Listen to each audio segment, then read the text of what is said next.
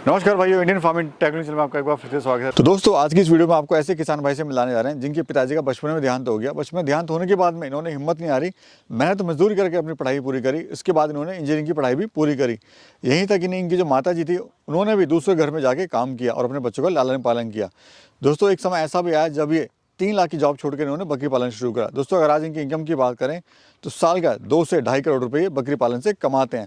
तो चलिए देर न करते हुए सीधे मिलवाते हैं आपको किसान भाई से और जानते हैं कि बकरी पालन के अनुभव के बारे में। सर नमस्कार। नमस्कार सर, नमस्कार। कैसे हैं sir? Sir all fine sir, all fine sir. आपका हमारे गोट फार्म पे स्वागत है और आपके जो दर्शक हैं उनका भी हमारे पे स्वागत है।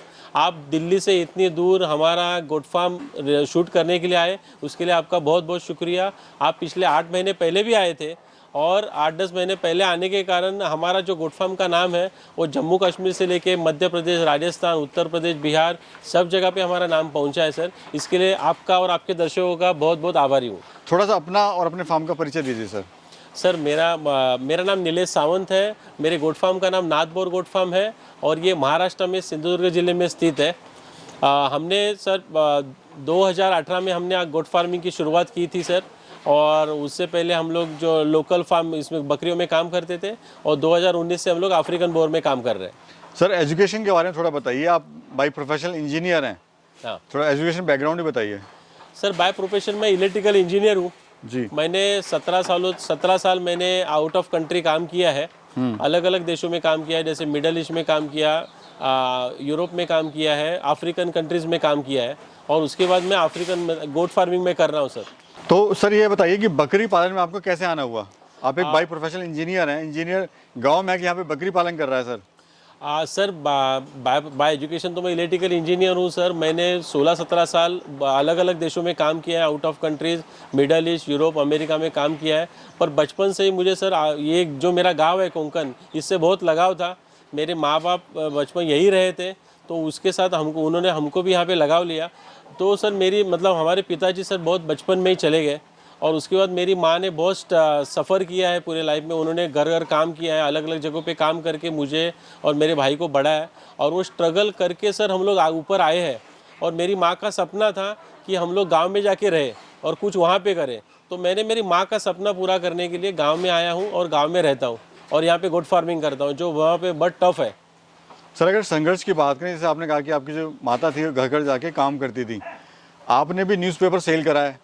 सुबह जो 4 बजे उठ के न्यूज़पेपर आप डालने जाते थे गली मोहल्लों में, वो क्या संघर्ष था सर? सर क्या होता है, कोई भी चीज़ आसान नहीं होती है और जो चीज़ आसान होती है वो ज़्यादा देर टिकते नहीं है। जीवन में संघर्ष तो बहुत है।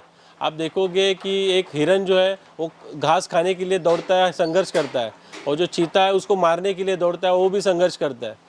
सर ये संघर्ष तो हमसे जुड़ा नहीं है और हमको जीवन में संघर्ष तो करना ही पड़ेगा।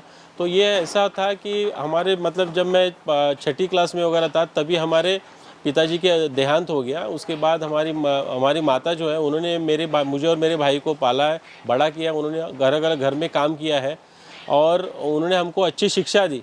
हमने भी जब बड़े हुए सर तो मैं दिन में जॉब करता था, सुबह न्यूज़पेपर डालता था और शाम को मैं इंजीनियरिंग की स्टडी करता था और इंजीनियर बन के ही मैंने फ़ॉरेन में वगैरह जॉब किया। मैंने बचपन से ये किया था कि कुछ भी करके मुझे मैं पैदा हुआ हूँ बट गरीब मुझे मरना नहीं है, तो मुझे अमीर होना था, पैसा कमाना था, तो इसके लिए मैंने फ़ॉरेन में जॉब किया था। अभी सर कितनी बकरियों से आपने काम ये स्टार्ट किया था और अभी टोटल कितने एनिमल है आपके पास में? सर हमने जब शुरू किया था तो हमारे पास 4 बकरियां थी और फिर उसके बाद और 10 ली थी। आज हमारे फार्म पे सर टोटल 250 छोटे बड़े बच्चे वगैरह पकड़ के 250 एनिमल है और लगभग 600 एनिमल हमने अभी तक बेचे। इसमें मेल फीमेल बच्चे भी है। यहाँ तक पहुँचने में सर, इस सफ़र को तय करने में कितना आपको समय लगा? सर पिछले 8 सालों से हम लोग काम कर रहे हैं सर। मैं आपको बताऊं सर, कोई भी चीज़ जो है, कोई भी बिजनेस इजी नहीं होता है। हमने जब चालू किया था तो देसी बकरियों से चालू किया था। देसी बकरियां मैं आपको बताऊं आपको, हमारे यहाँ पे देसी बकरियों का चयन नहीं हुआ था। निमोनिया होना, मरना उधर मार्केट से लाने के बाद ये बहुत हुआ था और जो बोलते हैं लाख रुपए का 12,000 होना, ये हुआ था। हमने लगभग 2.5 लाख रुपए के एनिमल खरीदे थे। हमने जब एनिमल कुछ मरे, कुछ का बीमारी हो गई, कुछ का वेट नहीं बढ़ा, हमने सर वो एनिमल लगभग 1,30,000 में बेचे थे जब शुरुआत की थी। तो कोई भी सफ़र आसान नहीं होता, संघर्ष तो बहुत करना पड़ता है। जी सर, किस किस देश में आपने जॉब करी है? सर मैंने मिडल ईस्ट में जॉब की है, कुवैत में की है, कतार में की है, अबू धाबी में की है, दुबई में की है, देन अफ्रीका की बहुत कंट्रीज़ में की है, Ghana, Malawi, Nigeria, Liberia, then Tanzania, और फिर मैंने नीदरलैंड, फ्रांस, ये जगह पे भी काम किया है, चाइना में भी काम किया है मैंने। जी। मतलब सर लास्ट सैलरी आपकी क्या थी जॉब की? सर लास्ट सैलरी जो थी मेरी, मैं महीने के 3 लाख रुपए लेते थे। अच्छा, अभी हम देख रहे हैं सर आप कि वहाँ पे महीने के आप 3 लाख रुपए ले रहे थे। यहाँ पे अगर बात करें आपका फार्म का जो खर्चा ही है, जो आपको उससे कुछ प्रॉफिट नहीं है, मतलब खर्च में आप लगा रहे हो, वो इससे ज़्यादा तो आप यहीं पे लगा रहे हो सर। सर ये तो है सर। अभी क्या हो रहा है, हमारा सिर्फ खाने का खर्चा जो है महीने का, क्योंकि हमारे यहाँ पे क्लाइमेट सही नहीं है, हमारे यहाँ पे हरा चारा सूखा चारा होता नहीं है, तो हमको जो चारा है वो खरीद के ही लाना पड़ता है।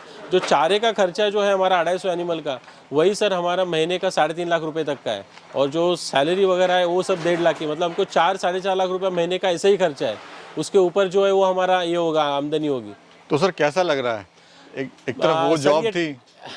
ये सर बहुत टफ है, मैं बताता हूँ। संघर्ष तो है, चैलेंजिंग है। कभी कभी ऐसे सिचुएशन आए हैं कि हम लोग 2-3 महीना सैलरी देने के लिए पैसे नहीं है या आमदनी पैसे नहीं है, बट ऐसा हो जाता है। हमको रिस्क तो लेना पड़ेगा। रिस्क के बिना आपको क्या बोलते हैं, जो ये रिस्क के बिना रिस्क नहीं होता है। तो रिस्क लेने के बाद ही सर मालूम पड़ता है, टफ सिचुएशन आती है, बट टफ सिचुएशन से आप शांत रहते हो, फाइट करते हो, तो ही आपको सक्सेस मिलता है। अभी टोटल प्रॉफिट कितना आप ले रहे हैं सर? अब देखिए सर, लास्ट ईयर ही जो हमारा टर्नओवर था वो लगभग 1 करोड़ 90 लाख का था, जिसमें सब खाना पीना सैलरी वगैरह सब काट के जो शुद्ध प्रॉफिट है हमारा, वो हमारा 1.5 करोड़ का हुआ है सर। अभी सर ये बताइए, जो बकरी है अफ्रीकन बोर, इसकी खासियत क्या होती है सर? सर अफ्रीकन बोर बकरी की जो खासियत है, आप यहाँ देख रहे हो, ये जो बकरी है इसका जो मुंडी तक जो है वो कलर ब्राउन रहता है, उसके बाद ये वाइट होती है। ये कलर यूनिक है। दूसरा इसका सर वेट गेन है। इसका जो इसमें 80% चांस है ये 2 बच्चे देती है, और 20% चांस है ये 3, 4, 5 बच्चे भी देती है। बट 2 बच्चे तो देती है, तो 2 बच्चों में भी नर और मादा देती है। तो इसका जो नर है वो साल भर में 80 से 100 केजी वजन में चला जाता है, और जो मादा है 55 से 70 केजी वेट में हो जाती है साल भर में। दूसरा इनकी इम्यूनिटी पावर है सर। इसकी इम्यूनिटी पावर इतनी अच्छी है कि ये -30 डिग्री टेम्परेचर में न्यूजीलैंड, कनाडा भी पाई जाती है, जहाँ पे बर्फ़ है, और 60+ टेम्परेचर ऑस्ट्रेलिया में भी है। जैसे आप देख पाओगे, ये जम्मू कश्मीर जहाँ पे बर्फ़ गिरती है वहाँ पे भी रह सकती है, और राजस्थान जहाँ रेगिस्तान है, यहाँ टेम्परेचर ज़्यादा, वहाँ पे भी रह सकती है। मतलब भारत में किसी भी स्टेट में ये रह सकती है। और हमारा जो क्लाइमेट है, ये हमारा नमी वाला क्लाइमेट है, ह्यूमिडिटी, तो इस कंडीशन में गोट फार्मिंग होती ही नहीं है।